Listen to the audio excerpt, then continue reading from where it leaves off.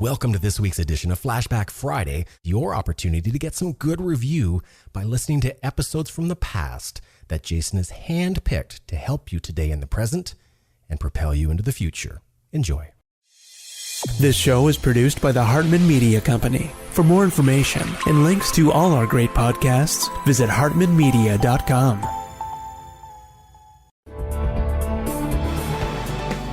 Welcome to Creating Wealth with Jason Hartman. During this program, Jason is going to tell you some really exciting things that you probably haven't thought of before, and a new slant on investing. Fresh new approaches to America's best investment that will enable you to create more wealth and happiness than you ever thought possible. Jason is a genuine, self-made multimillionaire who not only talks the talk, but walks the walk. He's been a successful investor for 20 years and currently owns properties in 11 states and 17 cities. This program will help you follow in Jason's footsteps on the road to financial freedom. You really can do it. And now, here's your host, Jason Hartman, with the complete solution for real estate investors.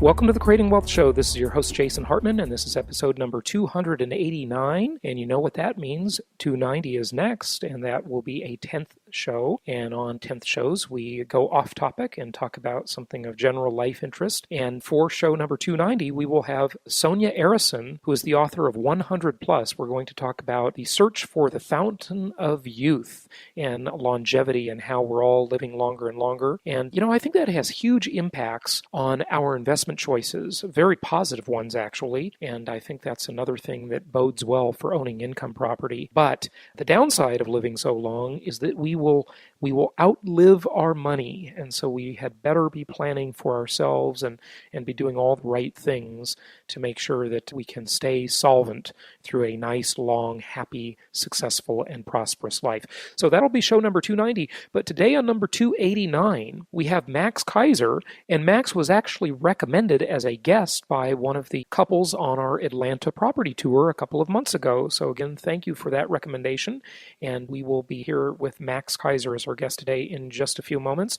And then on number 291, we have the ever so interesting G. Edward Griffin back on the show. This is his second appearance on the Creating Wealth Show. And of course, you all know him. He is the author of the seminal work on the Federal Reserve and monetary policy entitled The Creature from Jekyll Island. So that will be show number 291, and we've got a whole bunch of great guests coming up after that, and you'll just have to stay tuned to hear about the rest of them. But we're going to talk about the Landlord Chronicles on future shows. We're going to talk about economics with Logan, who is a very interesting economics buff and mortgage representative, and just, wow, a whole bunch of great shows in the can, already recorded. A lot of great callers we have to get to as well. So we'll be back with those on future episodes. And for those of you who are attending Meet the Masters event, our Meet the Masters totally sold out. I would highly recommend that you book your hotel if you haven't done it yet. I think the vast majority of you have. But again, we've got over 100 people attending, and we don't have 100 rooms booked in our room block.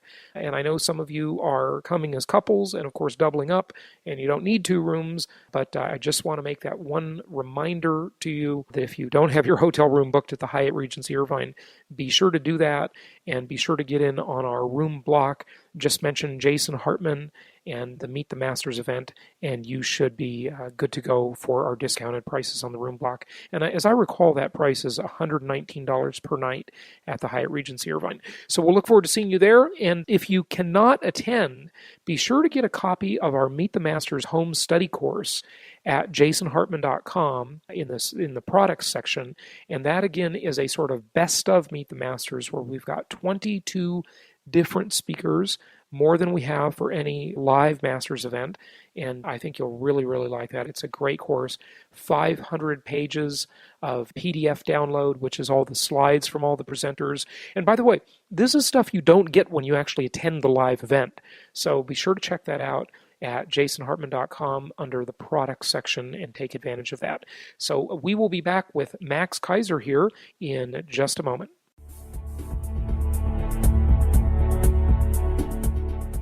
It's my pleasure to welcome Max Keiser to the show. He's coming to us today from London, England, and he is a very astute commentator on the various situations going on in the global economy nowadays, and was actually recommended by a client of ours. So it's a pleasure to have him on. Max, welcome. How are you? Hey, Jason. Great to be on. Well, likewise. It's good to have you. So what is going on in the world nowadays? Maybe I'll just start with a very broad general question, and then I want to talk to you more specifically about, on your last episode, how you talk about how the bankers go around pillaging country to country. I thought that was very interesting, and I hadn't heard it expressed that way before. But what's your take on things nowadays? It's a crazy world. Well, it's a continuation now of what we've been seeing for the last 10 years. And you got to look at it really in the context of post-World War II and post going off the gold standard in 1971. Governments have been increasing debts. The central banks have been printing lots of money, and the return on all of this has been a case of diminishing returns. So 10 years ago, 15 years ago, for every dollar of debt or stimulus you created, you might get $1 or $2 in GDP growth. Now, in 2007, 2008, when this peaked, it would require $7, $8, $9 to be created to get the same dollar of GDP growth. So the situation became saturated with debt. And now it's collapsing. It's been collapsing for 5 years. And you can see there was a great chart that was posted on the web by a couple of different sites that tracks the price of gold versus the expansion of the debt ceiling. And over the past 10 years, as the debt ceiling has gone up over 16 trillion now, price of gold is tracking that quite nicely, heading back up to 1,800.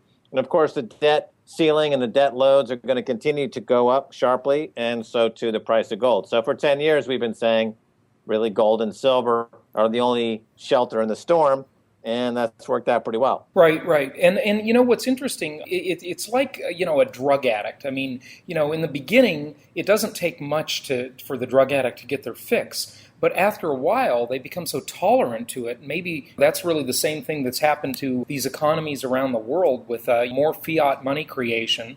It just takes more and more and more to get the same high or the same, result of stimulus, doesn't it? Yeah, sure. That's a perfect analogy, and it's diminishing returns. And now we have nations that are facing outright currency collapse. So in Iran, you have a currency collapse, hyperinflation. You have gold making all-time new highs against the euro, the Swiss franc, other currencies, the Indian rupee. Soon it'll be making new all-time highs against the dollar and the pound. So currencies, the paper currencies, are now in serious trouble. They're all in retreat, and the response is to either expand both the Keynesian artificial demand programs and the money printing. So they're trying to do both at record amounts, and either one is working. The GDP is still contracting. Welcome to this week's edition of Flashback Friday, your opportunity to get some good review by listening to episodes from the past that Jason has handpicked to help you today in the present and propel you into the future.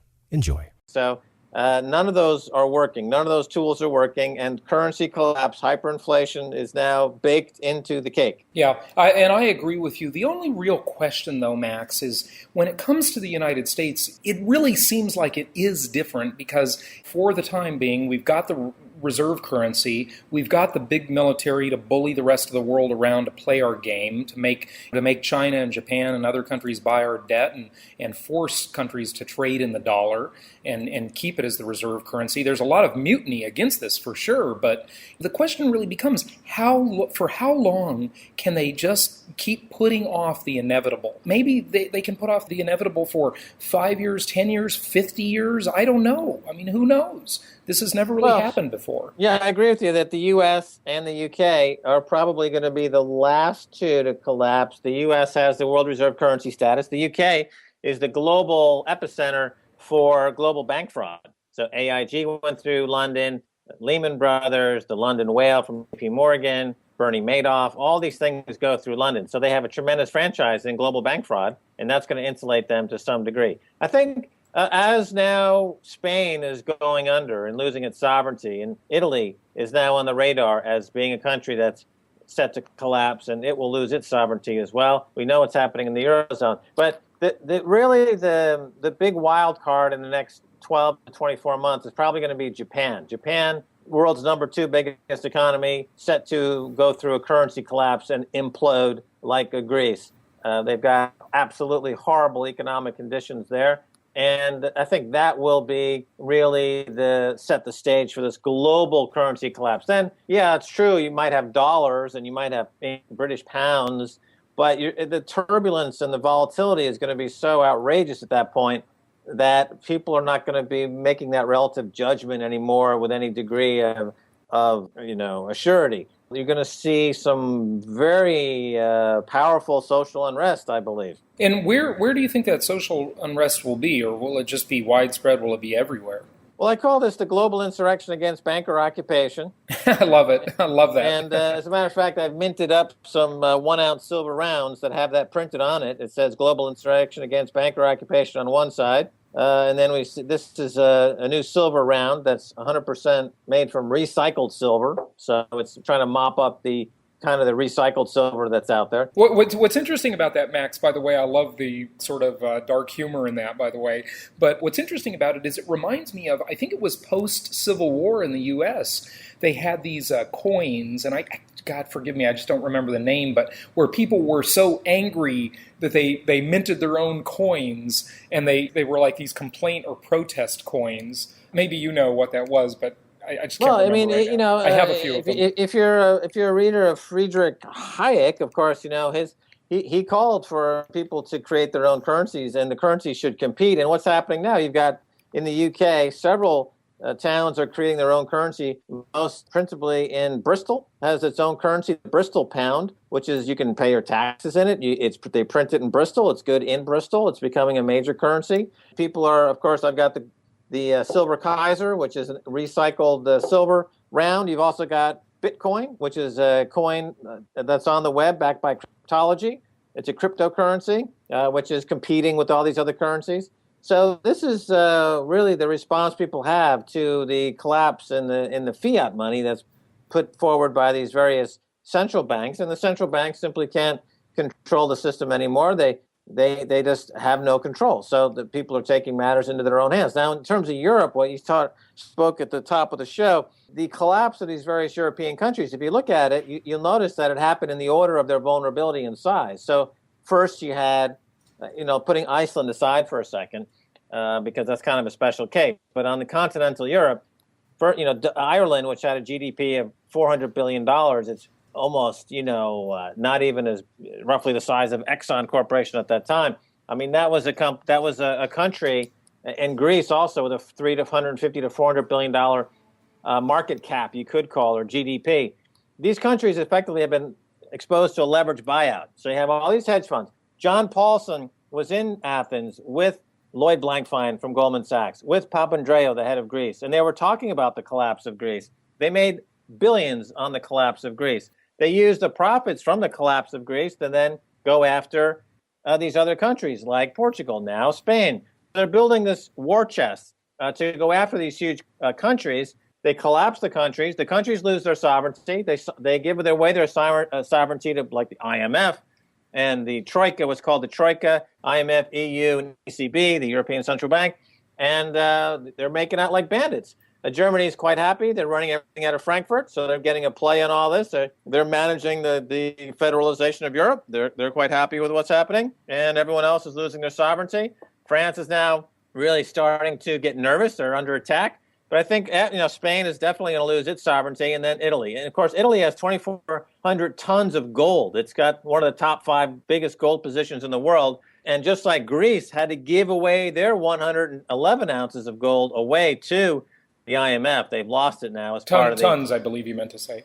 Yeah, tons, I'm sorry. Yeah. 111 tons. They've had to give that away now as part of the deal that they signed with the IMF, EU, and ECB. So sure, yeah, no, it's really scary to see that these countries are basically being held hostage by the banksters. But when you say lose their sovereignty, I mean, can you be more specific about what you mean? To whom are they losing their sovereignty? Are they just being in debt when you say that? In other words, in Greece, the Troika, they came in, they signed off what's called the memorandum, the Troika being IMF, ECB, and EU. And Papandreou, the former leader of the country, went to the public and said, well, we're going to have a referendum on whether or not we agree to the latest terms from the Troika. The Troika canceled the referendum and said, I'm sorry, you're the leader of the country. We don't allow you to have that referendum. So that's a country that's lost its sovereignty. It's being managed from outside of the country. That's what it means when you lose your sovereignty. You have in Ireland, Anglo-Irish Bank ran up GDP to debt of 10 times the country's GDP. They went bust. The country took that trillion in euro debt and they gave it to the citizens to have. And when it came to time to pay an Anglo-Irish debt of €1 billion, it's an unsecured debt. But the government, which is in place now, working with Anglo-Irish creditors, have forced the public to pay this unsecured debt. No referendum, no vote, no talk about it at all. It's not even a secured debt. It's completely unsecured debt. They say themselves, they know, if anyone in Ireland, they say we no longer have economic sovereignty, which to me is the same thing as not having sovereignty at all.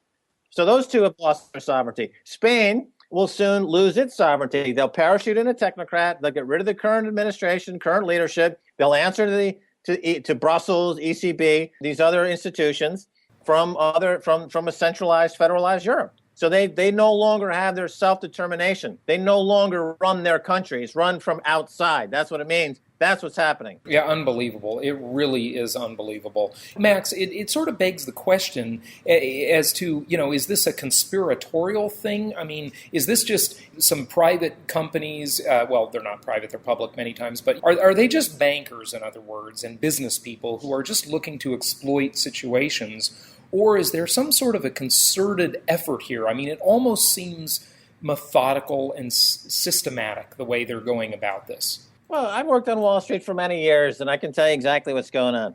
The bondholders of these banks, these sovereign bondholders, they're not getting paid.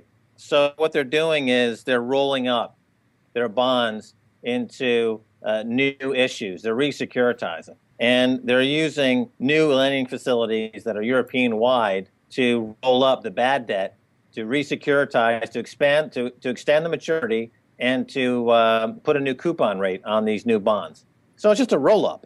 The fact that the people are losing their sovereignty it's never a consideration. None of the bankers who are managing this paper, these offerings, would ever take that on board as a consideration. They don't factor in those types of things in their calculations. But there's no growth to support pay off the coupons on these bonds. So in response, it's just basically a roll up. Now, when Europe as a whole, when they are incapable of paying the debt on the new tranche of debt that's being issued to replace the current tranche, then we're going to see something very interesting. We're going to start to see some talk with UK central bank, European central bank, American central bank about creating a new global central bank. And they already talked about that at Davos a couple of years ago. They said we needed lending facility of $100 trillion to create a new global central bank to roll up all this bad debt again. Unbelievable. That is so scary to me. Let me take a brief pause. We'll be back in just a minute. Have you listened to the Creating Wealth series? I mean, from the beginning. If not, you can go ahead and get Book 1, that's shows 1 through 20, in digital download. These are advanced strategies for wealth creation.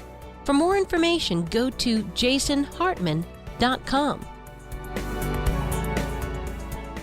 I mean, Max, are we looking at a future of a global fiat currency? If you ask me, that's checkmate. If they institute, I should say, a global central bank, a global fiat currency, and legal tender laws that apply everywhere on the planet to where someone can be arrested for trading in another currency, even if it's gold or silver, for example, that's just an inflationary checkmate, isn't it? They can debase and rob the population of the planet anytime they want by just debasing the currency. Well, don't forget that, in 1913, when the Federal Reserve Bank came around in the U.S., was also the beginning of income tax in America. Sure, yeah. So to pay for this global reserve bank, we're going to have a new global tax. So you're going to pay in America state, local, federal, and global tax. And we already saw something last week that heralds this globalization. We saw this suggestion by World Health Organization for a global tax on cigarettes, administered by a global organization, the World Health Organization. So now this is the first time that we're seeing a global institution, that answers only to itself, not to any of the countries around the world, is going to institute a tax on everyone around the world. Okay, they'll say, oh, it's for cigarettes, and cigarettes are bad. You have to take care of your health. But this sets a dangerous precedent, because after that will become the global carbon tax. And then after that will come the global income tax to pay for the new global central bank, which was created to absorb all the bad debts from Europe, which just went bankrupt again for the 20th time in the last 2 years. And by the way, the U.S. is also bankrupt. We need to roll up all that debt into this new debt. Same thing for Japan, same thing for Britain. So, but all these things are happening in real time. I don't see it's not a theory. It's not a theory. You say, oh, this might happen. This is happening. What am I missing here? Right. Gold and silver are hitting new all-time highs. They're telling us, staring us in the face, the truth. What are we? I don't see any disconnect here. This is what's going on right now. Right. But and you're absolutely right. This is not some far out crazy theory. It is really happening in real time. And then it also begs the question, Max, would there be a global confiscation of metals, of gold and silver? FDR did it. Would it be a turn in your gold? You can't own it. You can have some jewelry maybe, but you can't have bullion. Is that in the wings? Because gold and silver are the competition for the banksters. They're the competition for the central banks. They don't want people to collect it. They don't want people to use it in trade. It is their nemesis. Well, I think you're right that this is now we're talking. Now let's have a serious conversation. Gold is their nemesis. Gold is we're going to go back to some kind of gold standard at some point. It'll have to be valued upwards, north of $10,000 an ounce, if it's going to try to make a dent into this global 1 quadrillion derivatives, mess. So they're going to want it. Everyone wants it. They're going to want our gold. They're going to want to confiscate our gold. The U.S. has already done it. So as a strategy, you have to think strategically. Number one, you would want gold held in more than one territory, more than one country. You would want to hold your gold and also gold and silver are not the same really at all. Silver is an industrial metal, and it's used also not only as a monetary metal, but it's also used in solar applications, industrial applications. There's 700 million ounces of silver mined a year, and more than half of that goes into industrial use. The other half goes into people buying it for monetary reasons. So to confiscate silver, that means you'd have to shut down the electronics industry. You'd have to shut down Apple. You have to shut down Google. You have to shut down Facebook. You have to shut down the internet. You have to shut down television. In other words, you can't really confiscate silver because right. I agree, but they could say from private citizens who don't have an industrial use for it. They passed a law in the U.S. in a couple of different states, I believe now, because people were stealing air conditioners so often for the commodity value of the copper. And they're also stealing catalytic converters from cars. So they could say, look, governments can do anything they want. That's the scary part, right? They can do whatever they want, ultimately. And now they've made this law against trading. You have to have an industrial license if you want to sell copper. You can't walk into a place and sell copper, Jason, it's crazy. You're in the United States, right? Yeah, right. You're in the U.S. Okay, so if the government is confiscating silver, would that qualify as tyranny? Yes, absolutely. Okay, if that qualifies as tyranny, then I would point your direction to the Second Amendment, which was created solely for the purpose of defending oneself against tyranny. Couldn't agree more. That's what it's there for. Yeah. It's not there to have a high conceal and carry. Go to your local Wendy's to terrorize some hamburger flipper. It's there for a very specific reason. And if you've got tyrants in running the show, then you have a constitutional obligation to do something about it. Okay, that's the answer. It's right there in black and white. Again, what am I missing? It's right there. You can't miss it. Can you read English? Max, you're not telling me anything I disagree with. I couldn't agree more. I just hope it never comes to that. Of course it's going to come to that. Thomas Jefferson said the water of liberty, I'm going to paraphrase here, but he said he thought that the liberty needed to be reinvented every 50 years. It's been over 200 years. We're overdue. Yeah, well, we are overdue. We're living on borrowed time, aren't we? Well, very interesting stuff, Max. And give out your website if you would. Tell people where they can listen to your show and learn more. Just follow me on Twitter. Everything goes through Twitter now. Okay. So it's just Twitter /Max Keiser. All right. Follow me on Twitter, and you will be set free from the drudgery of your existence. Awesome. Any closing thoughts, Max? I know you don't have much time, and I appreciate the time you've spent with us. Any final thoughts? No. Okay. No, I have no final thoughts, Jason. But if you have me on your show, it must be a good show. So that's all I can say. It is. People, your audience are going to be very happy. They're like, oh, Jason Hartman's a smart man. He's a wise man. He has Max Keiser on his show. And Max Keiser is too. Yeah, we've got several of our clients following you. So, hey, Max, thanks for joining us, and keep getting the word out like you are. You're doing a great thing for people. So appreciate it. Thanks. Bye. Jason provides an extremely unique service, Deal Evaluator. Are you interested in a property outside of our network? Need a second opinion? No problem. Let our experts evaluate the deal. Find out more about it at jasonhartman.com. The price is only $50. This show is produced by the Hartman Media Company, all rights reserved. For distribution or publication rights and media interviews, please visit www.hartmanmedia.com or email media@hartmanmedia.com. Nothing on this show should be considered specific personal or professional advice. Please consult an appropriate tax, legal, real estate, or business professional for individualized advice. Opinions of guests are their own, and the host is acting on behalf of Platinum Properties Investor Network, Inc. exclusively.